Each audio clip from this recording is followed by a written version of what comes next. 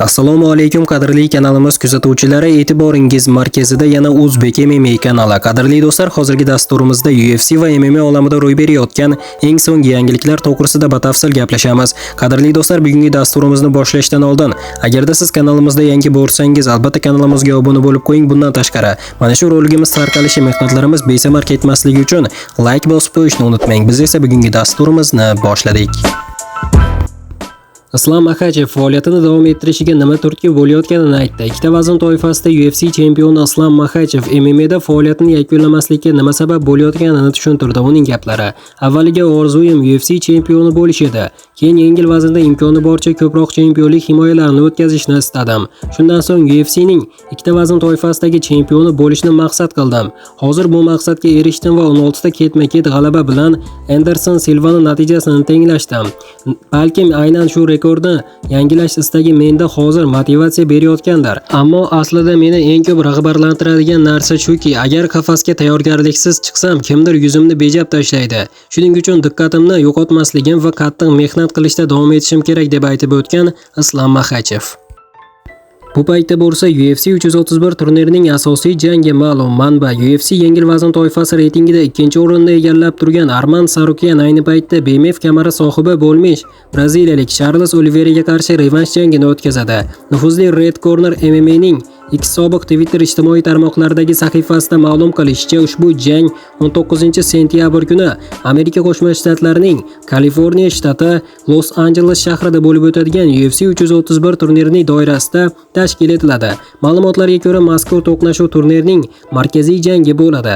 Eslatib o'tamiz, Arman Tsarukyan va Charles Oliveira ilk bor 2024-yil aprel oyida o'tkazilgan UFC 300 turnirida o'zaro to'qnash kelishgan. 3 raund davom etgan bahs yakunida Tsarukyan ochkolar hisobiga ko'ra g'alaba qozongan edi. Endi do'stlar, nima deb o'ylaysiz? Revansh jangida kimning imkoniyatlari yaxshiroq? Arman Tsarukyan yoki Charles Oliveira? Albatta shaxsiy fikrlaringizni izohlarda yozib qoldiring. Barcha fikrlarni o'qib chiqaman. Rasman Bogdan Guskov Yan Blachowiczni nokautga uchratgan sportchini jangga chorladi. Yarim og'ir vazn toifasidagi o'zbekistonlik UFC top jangchisi Bogdan Guskov Yangi Zelandiya vakili Navajo Sterling bilan jang qilish istagini bildirdi. "Tabriklayman Savao Sterling. Muxlislar uchun ajoyib jang o'tkazishga nima deysan? Yan Blachovichga tezroq sog'ayishini tilayman. Balki bir kun kelib yo'llarimiz kesishar", deb yozgan Guskov o'zining Instagram sahifasiga.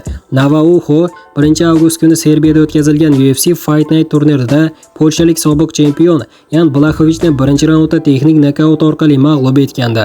Nima deb o'ylaysiz do'stlar? Bogdan Guskov va Navajo o'rtasida jang tashkillashtiriladigan bo'lsa, ushbu jangda hamyurtimiz g'alaba qozona oladimi? Albatta fikrlarni izohlarda yozib qoldiring. Barcha fikrlarni o'qib chiqaman. Bu paytda bo'lsa Mahmud Murodov UFC'da jang qilishi kerak bo'lgan raqibiga viza tashladi. Yarim og'ir vazn toifasida Chexiyaning Octagon MMA ligasi chempioniga aylangan o'zbekistonlik aralash yakkakurash ustasi Mahmud Murodov o'zini yana UFC'da sinab ko'rishni xohlamoqda. Keyingi jangini kimga qarshi o'tkazmoqchi ekanini aytdi. Hamyurtimiz 2-avgust tongida Chexiyaning Praga shahrida tashkil etiladigan Octagon 92 turnirida irlandiyalik Will Fury bilan jang qilib, 2-raundda texnik nokaut orqali g'alaba qozongan holda yarim og'ir vazn toifasida to'laqonli chempionga aylangan edi. Jang yakunida Mahmud ayni paytda o'rta vazn toifasida Octagon MMA ligasining amaldagi chempioni polshalik Krzysztof Yotko bilan jang qilish istagi borligini aytdi. Mahmud ushbu ligada o'rta vazn toifasida interim kamariga egalik qiladi. Aslida Murodov va Yotko o'rtasidagi bellashuv 2020-yil oktyabr oyida UFC Vegas 12 turniri doirasida o'tkazilishi belgilangan edi, biroq o'shanda Yotko jarohat olib, jangni tark etgandi. Nima deb o'ylaysiz do'stlar? Hamyurtimiz Mahmud Murodov ushbu jangda ham g'alaba qozona oladimi? Albatta shaxsiy fikrlaringizni izohlarda yozib qoldiring.